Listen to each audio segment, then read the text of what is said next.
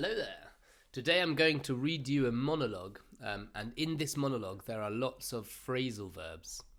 Okay, you know the horrible phrasal verbs easy ones are like take off, the plane takes off, l'avion décolle, or I fell out with my brother, or I don't know, I fell out with my friend, je me suis fâché avec.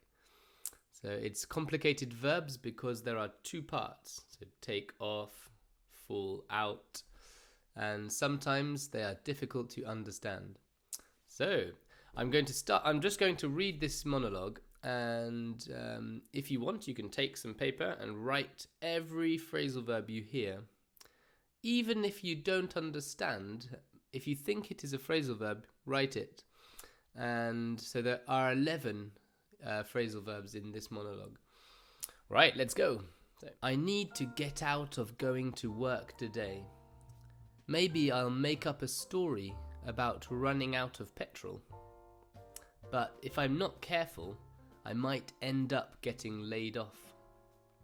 Or I might invent a story about breaking up with my partner. Anyway, let's talk about something else. You know, I'm really looking forward to taking up the piano in October. And also, did you know, I'm going to knock down the shed in my garden tomorrow to make space for a new one.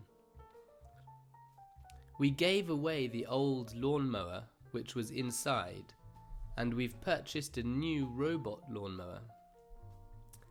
At first, I didn't feel like getting one, but my wife kept going on about it, and in the end she gave in. Okay, so some of them were quite complicated. Maybe you knew 4 or 5 already, maybe not. So let's talk about all the phrasal verbs in this monologue. So the first one is maybe the most complicated. I need to get out of going to work today. What is get out of? There are 2 meanings of get out of. For example, get out of the car. It's easy, sortir de la voiture. But get out of doing something, get out of going to work, means avoid going to work because you don't want to.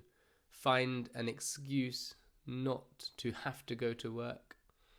So it's a bit like éviter in French. Or yes, it's a very nuanced phrasal verb, this one.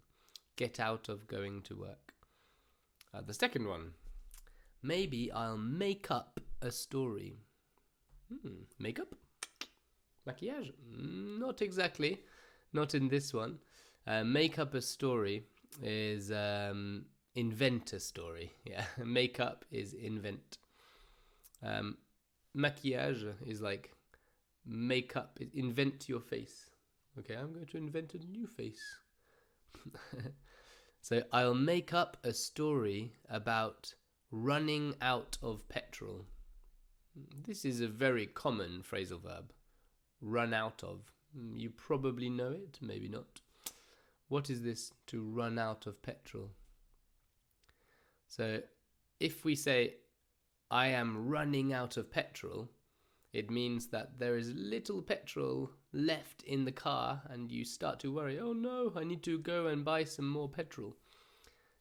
If you say, I have run out of petrol, there is no more petrol. So be careful.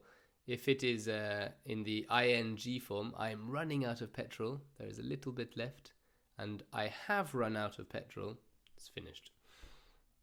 Okay, next one. But if I'm not careful, I might end up getting laid off. We have 2 phrasal verbs here in this sentence. If I'm not careful, I might end up getting laid off. So what is end up? Quite simple to understand. End, terminer, finir. End up is like finir par. So if we say end up with a verb, like end up eating the cake, so it means finir par manger gâteau. If we put a noun, for example, Or I ended up in the lake. J'ai terminé dans le lac. So it's like finir par or terminer, depends. So in this sentence, I might end up getting laid off. Laid off is the past tense of to lay off. What does that mean? So lay off is it is a phrasal verb about work. If you do something very bad at work, you could get laid off, fired. Yeah, virer. So it's just a phrasal verb which means virer, to fire. Okay, next. Or I might invent a story about breaking up with my partner. What does that mean, to break up? It is the same as to split up, the same meaning. Yeah, so it is to break up, se séparer. Breaking up with my partner. Okay, the next one. You know, I'm really looking forward to taking up the piano in October. 2 phrasal verbs here. Look forward to and take up. Maybe you know looking forward to, it's quite common. For example, I'm looking forward to seeing you again. I'm looking forward to hearing from you. So it means I am excited, j'ai hâte. I'm looking forward to. So I'm looking forward to taking up the piano. So here we have another phrasal verb, to take up. What do you think that means, to take up the piano? An example would be, I think I'm going to take up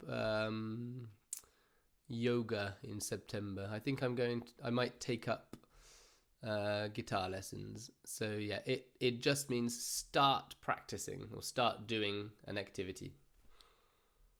Next. Also, did you know I'm going to knock down the shed in my garden tomorrow? This is a quite easy phrasal verb. Knock down. So knock down is détruire, faire tomber. Yeah. But what is a shed? Knock down the shed, la cabane, in the garden tomorrow. Okay. Next phrasal verb. We gave away the old lawn-mower. Okay, we gave away. Gave away is simple. It's nous avons donné. We gave away the old lawn-mower. But what's a lawn-mower? Tondeuse. Lawn is pelouse. Mower. I don't know what that means. Lawn-mower. Okay. We say to mow the lawn. Tondre la pelouse. Donc, lawn-mower, pelouse, tondeuse. Okay, sorry. We're getting sidetracked here. Next phrasal verb. At first, I didn't feel like getting a lawnmower, but my wife kept going on about it. This is interesting. My wife kept going on. What does that mean? It's interesting, but go on here means talk.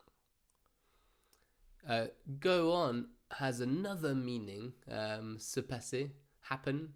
What's going on? Qu'est-ce qui se passe? But here, when we say somebody keeps going on about something, that means somebody won't stop talking about something. Blah, blah, blah, blah, blah, blah. My wife kept going on about it. And in the end, I gave in. The last phrasal verb, I gave in. Do you know what this one means?